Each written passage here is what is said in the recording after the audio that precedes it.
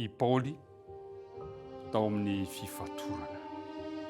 I Paoly tao amin'ny fifatorana manasanao mba hiaraka hitinika izany loha hevitra izany.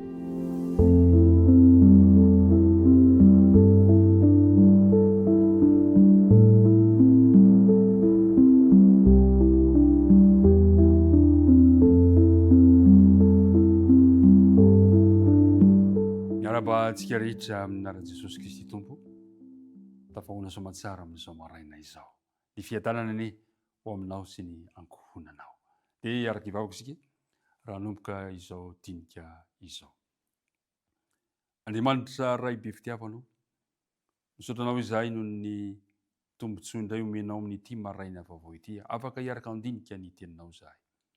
Mamela ny tsy fantanteranay ary tomo hoe taty am-ponay amin'ny alalan'ny fanena masina ka hampianatra anay sy hitaritarana anay ho amin'ny marina rehetra. Vavaka tononona sangatanay aminara Jesosy. Amen. I Paoly ao amin'ny fifatorana. Ny andininy natao tadiana dia ny Filipianina toko faefatra ka ny andininy faefatra izay manao hoe mifalia mandrakariva amin'ny tompo hoy izao indray mifalia. Tany Makedonia dia imbetsaka i Paoly no nahiditra amponja. Laza zany andina maro amin'ny Baiboly. Ny tranga voalohany voasoratra dia ny tany Filipy. Amin'ny asan'ny apôstôly toko 410 no ahitantsika fa nogadraina tao izy. Taorian'izay dia nogadraina vetivety tany Jerosalema indray izy. Ary dia aveo nafindra tany amin'ny fonjan'ny Kaisaria ny apôstôly Paoly. Ao amin'ny andininy hafa dia zao nilazan'ny Paoly ny tenany, zao nilazan'ny Paoly momba azy. Hoy izy hoe ao amin'ny bokin'ny Filemona ka ny andininy 10 sy ny andininy manaraka. Hoy izy hoe hatramin'ny andininy 17. Eny miangavy aminao aho, ny amin'ny zanako izay naterako teto amin'ny fifatorako, dia Onesimosy, ilay tsy mahasoa anao fahiny, nefa ankehitriny mahasoa antsika edy ianao sy izao. Izay nampodiko indray dia ilay sombon'ny aiko, saiky noazoniko taty amiko izy, anompo aho hisolo anao eto amin'ny fifatorako noho ny filazantsara. Laza Paoly teto amin'ny fifatorako. Na dia tao anatin'ny trano aza izy no nigala tany Roma, dia nifatotra tamin'ny miaramila Romanina anankiray manokana. Mampalahelo zany. Tao an-trano Paoly, tamin'ny voafonja, nefa misy miaramila Romanina anankiray miara-mifatotra aminy. Ka ity miaramila ity dia mitondra tena toy ny bibidia mahasika. Mafy ny mahazo an'ny apôstôly Paoly. Miara-mifatotra aminy. Vao mihetsika zany ny apôstôly Paoly, dia mihetsika ihany koa ity miaramila toy ny bibidia ity. Sady ohatrany mpiambina azy ihany zany. Kanefa na izany na tsy izany aza, i Paoly ihany no ohatra hoe mifalia mandrakariva amin'ny tompo. Hoy izao indray mifalia. Tamin'ny fomba ahoana no ahafahan'ny Paoly mizaka izany toe-javatra izany? Amin'ny fomba ahoana no ahafahan'ny Paoly mbola samy teny hoe mifalia mandrakariva amin'ny tompo kanefa izany no mahazo azy? Ry mpiara-midinika namana, izao no voalazan'ny Korintianina 2 toko 4. Korintianina 2 toko 4. Korintianina 2 toko 4 ka ny andininy 7 sy ny manaraka. Hoy izy hoe ka hatramin'ny 14. Fa manana zao rakitra izao amin'ny vilahantany izahay, mba ho an'Andriamanitra ny alehibeny efa tsy avy aminay. Voageja manodidina izay nefa tsy tery. Verihevitra izahay nefa tsy mamoy fo. Injehina nefa tsy nafoy. Potraka kanefa tsy maty. Mitondra ny fahafatesan'i Jesosy mandrakariva amin'ny tena izahay, mba hisolo ao amin'ny tenanay koa ny fiainan'i Jesosy. Fa izahay dia velona.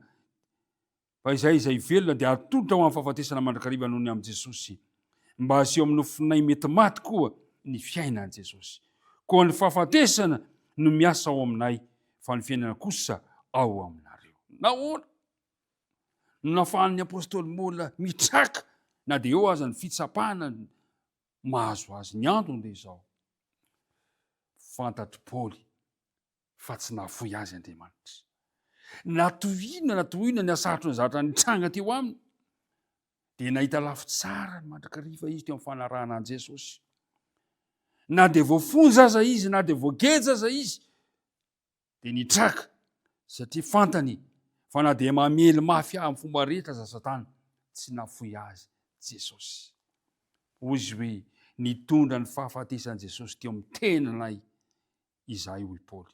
Naseho teo amin'ny tenanay ny fiainan'i Jesosy.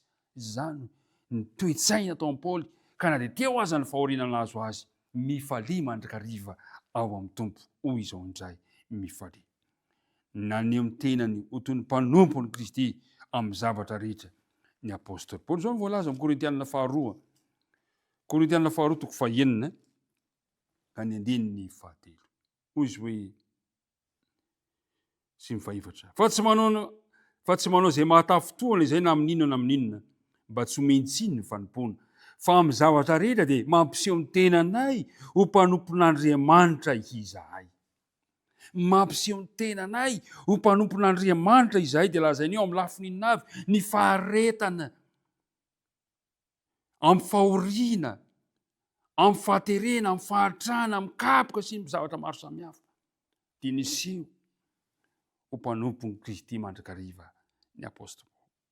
Ry mpiara-midinika namana, matetika isika no alaim-panahy hifantoka amin'ny zavatra misy amin'ny fahalemetsika na amin'ny tsy fahombiazantsika tamin'ny lasaka manjary kiby. Amin'ny fotoana toy izany indrindra no ilaintsika ny mahatsiaro ny fomba hanampian'Andriamanitra antsika tamin'ny lasa mba ahafahantsika mandresy ny amin'ny ho avy. Mangatahany fanahy masina mba hahatonga antsika hitraka tahaka ny apôstôly Paoly. Na eo aza ny mety tsy fahombiazana, na dia eo aza ny mety fitsapana sy ny fisedrana.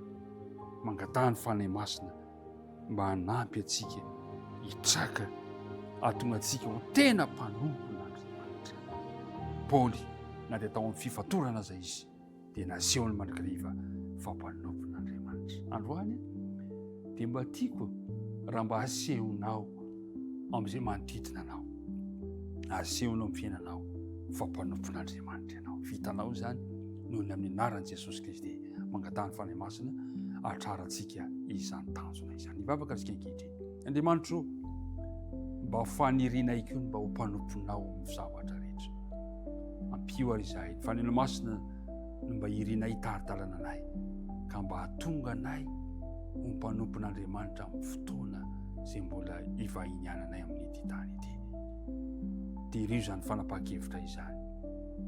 Tantany izay amin'ity tontolo andro ity. Anaran'i Jesosy nangatana mivavaka. Amen.